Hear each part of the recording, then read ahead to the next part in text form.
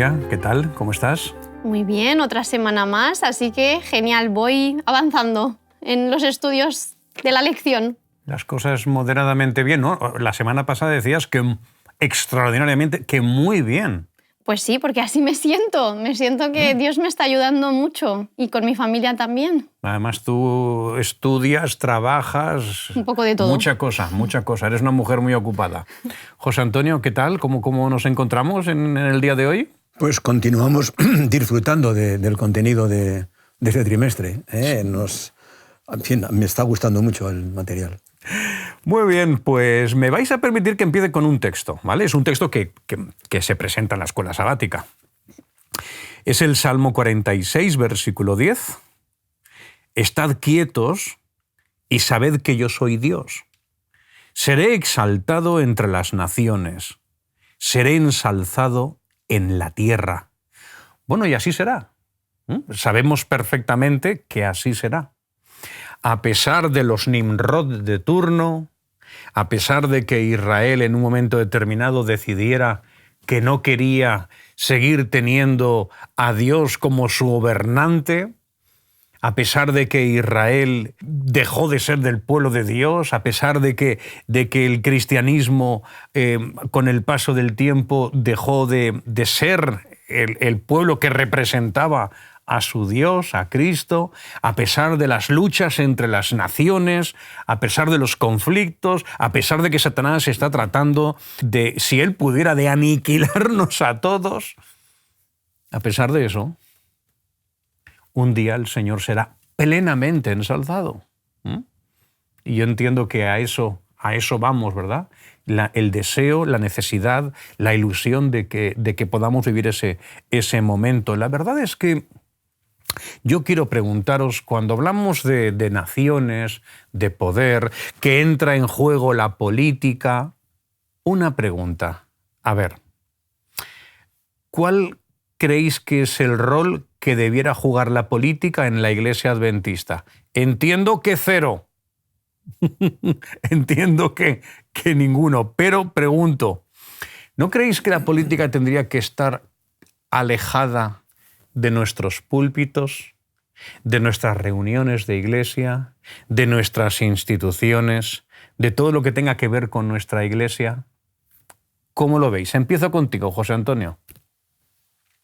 Hombre, a Jesús una vez le preguntaron o le pidieron participación para unos que tenían que compartir algo que les correspondía y no sabían cómo hacerlo, y le pedían a Jesús que interviniese. Yo creo que tenemos que hacer una clasificación sencilla pero clara. Unos son los negocios de esta vida y otros son los negocios del reino de los cielos, o del plan de redención. En cuanto aceptamos el Evangelio, como hijos de Dios, hemos de tener prioridad por lo que es del Señor, como les dijo también Jesús a los judíos: dad al César lo que es del César y a Dios lo que es de Dios. Entonces, aplicando quizá ese principio, yo creo que nosotros nos debemos dar, en primer lugar, es una obligación moral, a nuestro Dios. Le pertenecemos. No esto o aquello, sino nosotros mismos. Todo le pertenecemos. Pero claro, vivimos en este mundo y a veces nos debemos relacionar con el César. Por lo tanto, hay cosas que tendremos que digamos, que pensar, que hacer, que tienen que ver, y gestionar, que tienen que ver más con el César que con Dios. Ahora bien, debo diferenciar entre lo que es el púlpito o la iglesia y lo que es mi vida privada. Yo en la iglesia y en el púlpito me tengo que dedicar al Señor. Es la esfera de acción de un creyente. Ahora, si tengo que votar en unas elecciones, ¿de acuerdo? Entonces eso ya no tiene que ver con la iglesia ni con el púlpito. Yo, como buen ciudadano, tengo que pensar a quién debo darle el voto de la mejor manera, ¿de acuerdo? Y entonces, pues debo escoger. Ahora, de actuar así para cumplir con un compromiso, a dar prioridad a la política por encima de las cosas del Señor, creo que hay un abismo, y eso es lo que debemos tener vedado. No sé si la respuesta os puede satisfacer, pero es tal y como lo veo. Sí, plenamente, hermano, plenamente. Julia, ¿cómo ves esta cuestión? Que a veces es un poquito delicada. Es delicadísima. Creo que a veces cuando nosotros intentamos mezclar política y religión, lo que pasa es eso, que al final ponemos otras cosas por encima de Dios. Y la prioridad y nuestro primer objetivo y el que tiene que ser el centro y el que tiene que estar arriba del todo, tiene que ser Dios en nuestra vida. Si nosotros mezclamos los asuntos de Dios con otros asuntos, no vamos a hacer que Dios sea el primero en nuestra vida. Vamos a hacer que otras cosas lo sean. Entonces ese es el peligro, en realidad. Por eso hay que separarlo. Porque nosotros sí que queremos tener una política, pero no la de este mundo. Queremos tener un reino, pero no de este mundo. Queremos tener un gobernante, pero no de este mundo. Ahora bien, estamos en este mundo, ¿no? Y si estamos en este mundo, desgraciadamente, hay gobernantes porque no aceptan a Dios como su rey. ¿Y qué nos piden las Escrituras? Nos piden que tengamos respeto por las autoridades. Ahora bien, un respeto que tiene un punto. Si se pasan de la raya de querer estar por encima de Dios, ahí nosotros ya no podemos entrar. Yo respeto a la autoridad hasta que me impongan el que no tengo que servir a mi Dios. Hasta ese punto. Después ya no puedo. No voy a pasar ese límite. Entonces, por eso no hay que juntarlos. Voy a respetar y a seguir, pues, a votar, es mi derecho, el voto, pero cuando se trate de Dios, de la iglesia, del púlpito, entonces solamente es Dios y su gobierno y su reino, y es el que yo quiero, al que yo quiero servir. Siguiendo con esa línea de pensamiento, hemos hablado, la semana pasada hablábamos de las naciones, esta semana seguimos hablando de la misma temática. La historia de la humanidad nos ha demostrado que los sistemas alternativos de gobierno a Dios no son buenos. Lo ideal es la teocracia, que es lo que era el sistema de gobierno que tenía Israel, que tuvo durante un tiempo. Exacto. Hasta que los ancianos, ¿verdad?, y los príncipes de Israel fueron a Samuel y le dijeron: queremos un rey como tienen otras naciones. Cualquier sistema de gobierno tiene sus inconvenientes, unos más que otros. El único sistema de gobierno que no tiene inconvenientes es el divino. Y la pregunta que yo me hago, un poco hablando en relación con los gobernantes, ahora yo voy a aplicar la realidad de los gobernantes al liderazgo de nuestra Iglesia. Entonces la pregunta es: ¿no creéis que cuando tenemos algún tiempo de crisis, cuando hay dificultades, cuando hay situaciones que no estamos gestionando bien, ¿no creéis que como líderes, cuando hablo de líderes, hablo de pastores, de administradores, de directores de institución, de misioneros, de ancianos, cuando las cosas no van bien, ¿no creéis que los líderes tendríamos que hacer un poquito más de autocrítica por la incidencia que tenemos en la Iglesia? Un poquito más de autocrítica. Igual que les exigimos, diría, a los gobernantes que hagan autocrítica cuando gestionan, entendemos que mal, ¿por qué no aplicarnos a nosotros ese criterio? Un poquito más de autocrítica, porque la incidencia del liderazgo sigue siendo, como es lógico, importante dentro de una estructura como es el caso de nuestra Iglesia. Empiezo por ti, Julia, y luego, si te parece, me das vuestro parecer también, José Antonio, o como queráis. Bien, venga, bien, cualquiera bien. de los dos. Adelante. Bueno. Un poco de autocrítica era la pregunta. Sí, lo creo totalmente, porque al final uno, claro, ¿en base a qué te haces la autocrítica? Esa sería también la pregunta. Y sería en base a la palabra de Dios. Tú tienes conocimiento de lo que Dios pretende de ti como líder y entonces tú te examinas. ¿Estoy en el camino que Dios me ha pedido? ¿Estoy haciendo lo correcto o me he desviado en mi liderazgo? Es a través de la palabra de Dios. Si no, ¿en base a qué líder o a qué concepto tú te estás haciendo autocrítica? ¿En base a los líderes de este mundo? ¿Cómo son ellos? ¿Yo veo a ver si coincido con ellos? No, nosotros tenemos que ver si coincidimos con el liderazgo de Jesús, Así como Jesús fue el verdadero líder, cómo nos enseñó cómo teníamos que hacer las cosas, ahí nosotros tenemos que hacernos nuestra autocrítica. Muy bien, José Antonio, tu parecer, autocrítica, Sí. liderazgo. Bueno, permíteme que ponga un marco en relación con lo que nos dice la lección, sobre todo en relación con Daniel 2 y Daniel 7. Es interesante observar, cuando se trata de analizar un poco la filosofía de la historia, que en el Antiguo Testamento, bueno, pues Dios estableció la teocracia, que quiso que funcionara, que en algunos momentos pues, fue adelante, pero que al final se fue imponiendo en mayor medida el criterio de los dirigentes, que les faltó autocrítica. No nos salimos de la autocrítica. Y resulta no solamente interesante, sino a veces, no sé, si lo miramos bien, resulta un poco doloroso darse cuenta de que cuando realmente, según las profecías de Daniel 2 y Daniel 7, el primer imperio empieza a ejercer su poder, Babilonia, es cuando pierde toda la autoridad, ¿de acuerdo?, el pueblo de Israel. Queda sometido a ese pueblo. Y se observa que desde entonces, tanto en el Antiguo Testamento como en el Nuevo, hasta que Cristo venga, el pueblo de Dios ha perdido su independencia, ¿de acuerdo?, y su capacidad de autogobierno. Ha habido una dependencia. No hablemos de esos 1260 años en la historia del Nuevo Testamento, ¿de acuerdo?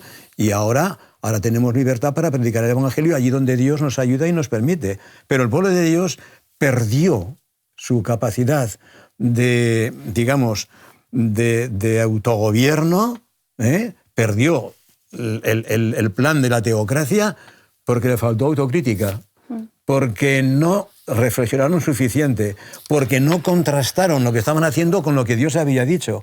Y esto es un principio que parece muy bien que le has planteado, porque siempre será necesario. Siempre será necesario. La autocrítica a veces es dolorosa porque encontramos deficiencias, nos incomoda, pero es imprescindible para progresar. Pero siempre será beneficiosa, perdón. Amén. Pero para progresar como creyentes y como iglesia. La autocrítica es muy necesaria. Sí. Bueno, Julia, destácanos alguna idea, venga. Pues la idea que os vengo a destacar destaca. Justamente la de Daniel 2, que tenemos en esta escuela sabática. Y es que vemos en Daniel 2 una profecía que creo que para mí, personalmente, es la más fácil de entender de todas.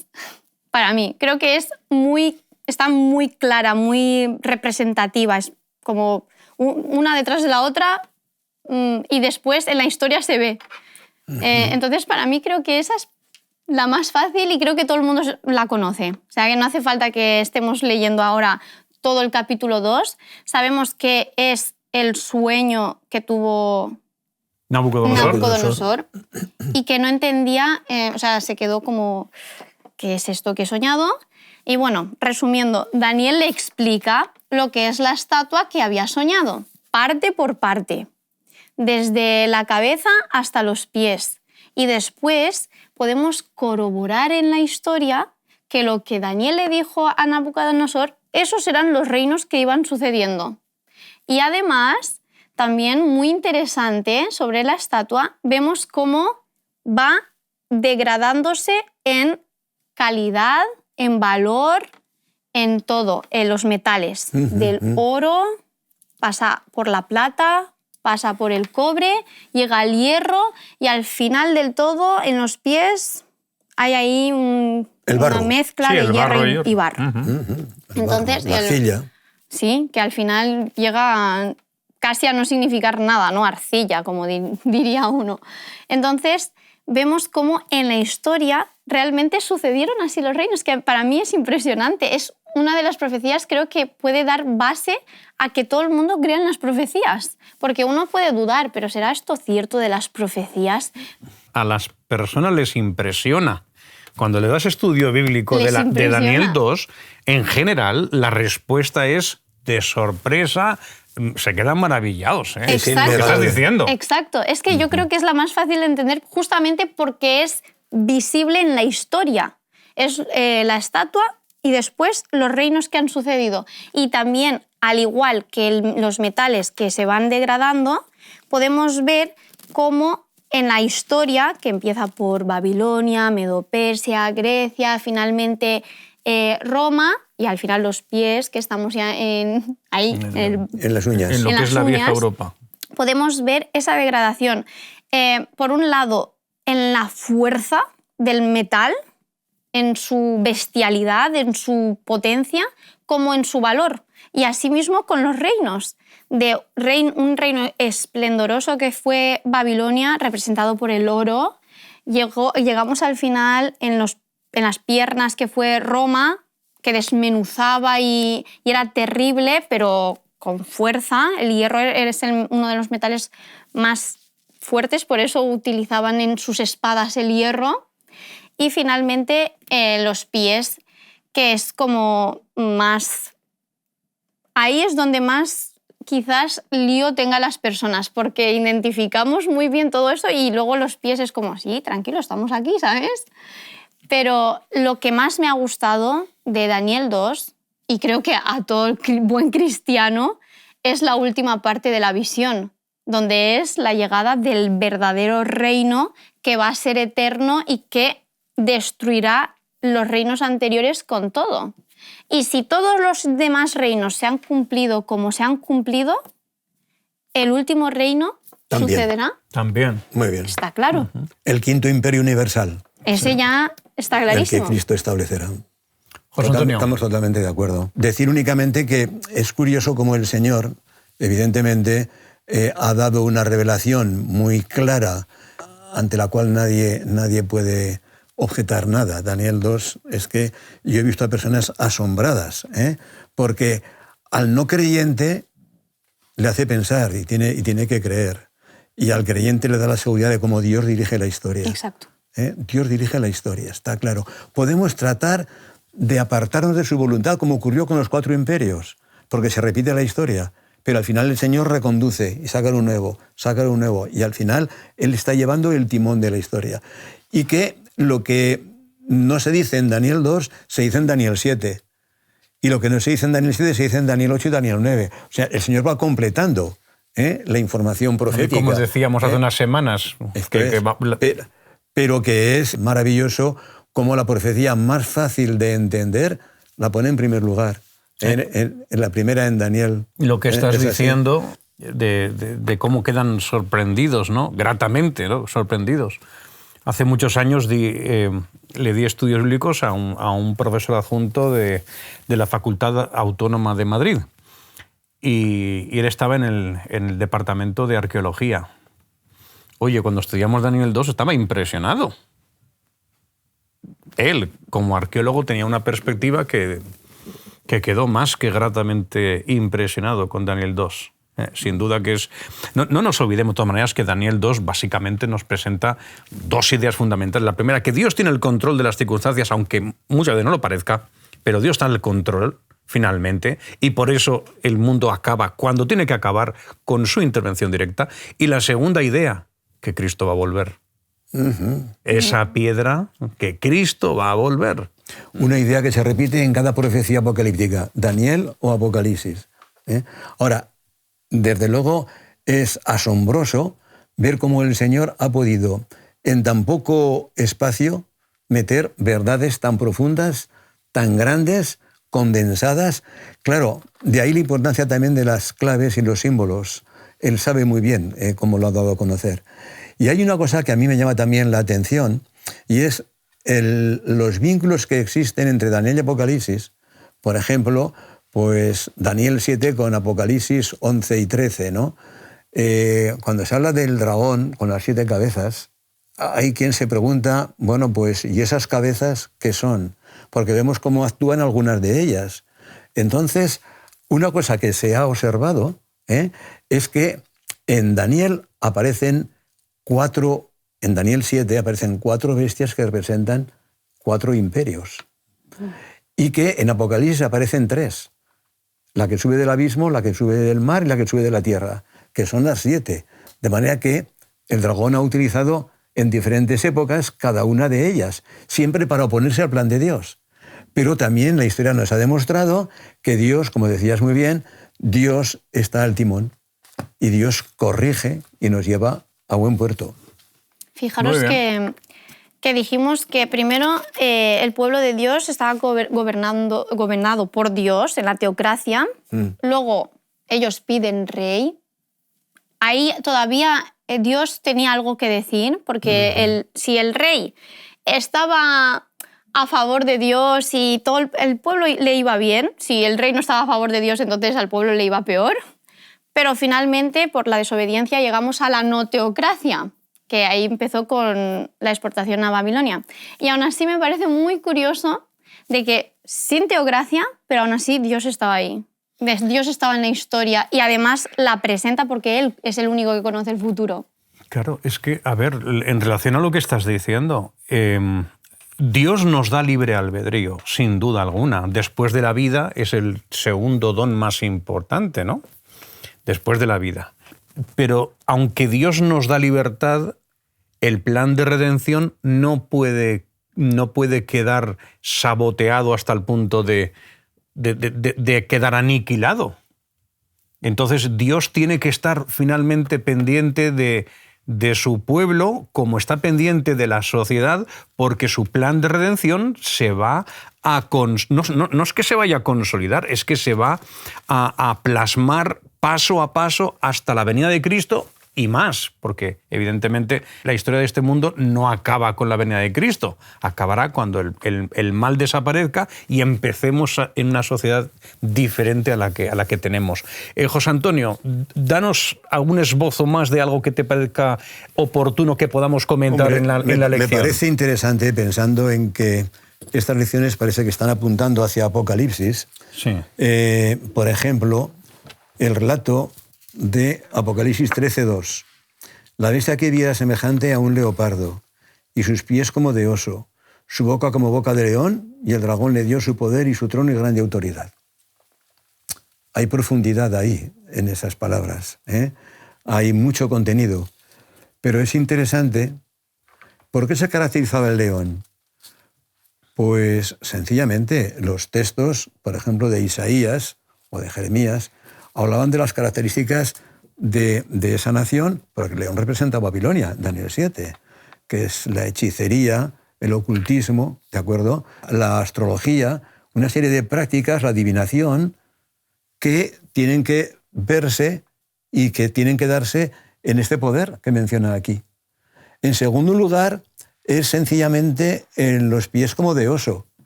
El oso representaba a Media y Persia.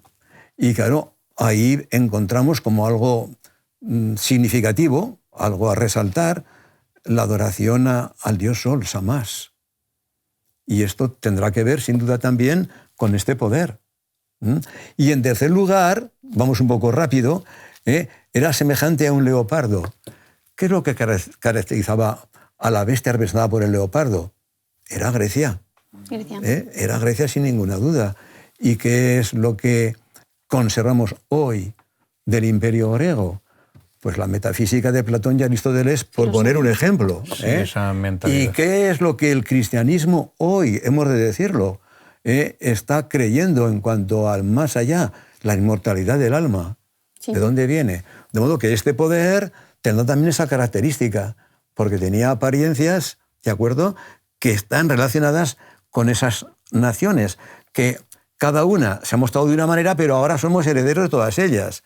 Y este poder lo resume, lo recoge. Y aún podríamos ir a la cuarta bestia de Daniel 7, que representaba al Imperio Romano, con su digesto o código de leyes, ¿de acuerdo?, y hoy con el derecho canónico. De modo que hay una relación impresionante que nos lleva a la interpretación de Apocalipsis y al mismo tiempo nos está mostrando cómo han funcionado las naciones en contra de la voluntad de Dios. Así es, así es. Solamente hay un camino seguro. El que trazó aquel que dijo: yo soy el camino, Amén, la verdad y la vida.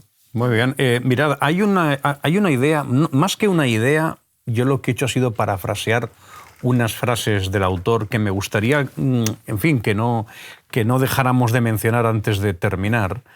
Hablando, ¿no?, de los poderes, de la importancia a veces que el ser humano se da, ¿no? Dice, al final, todos los éxitos que alcanzamos a lo largo de la vida, por significativos que algunos puedan llegar a ser, también serán polvo y cenizas y finalmente pasarán al olvido. Qué bueno es no olvidar lo que dice el sabio Salomón, vanidad de vanidades, todo es vanidad. Y el ser humano a lo largo de la historia ha demostrado que tiene un problema con el orgullo, con la vanidad, con la soberbia, que lo ha distanciado hasta el día de hoy del Señor. Así que cuando hemos estado esta semana hablando de las naciones, no olvidemos que las naciones no son más que las personas. Y las personas, cuanto más alejados estamos del Señor, más se destacan nuestras miserias humanas, porque tenemos un problema con el pecado. Así que el Señor nos ayude, que nos ayude a poner las cosas en la debida perspectiva. Estamos en este mundo para servir y para ampliar el reino de los cielos. Así que muchísimas gracias a los dos por una semana más. Que el Señor os cuide y el próximo día más y mejor. Eso. Gracias a vosotros. Te invitamos a tener una experiencia más allá del sábado, convirtiendo tu unidad de acción en una iglesia hogar en donde la Biblia, la oración intercesora, la fraternidad y la testificación sean vuestro estilo de vida. Así experimentaremos un poder renovador en la iglesia y en el cumplimiento de la misión.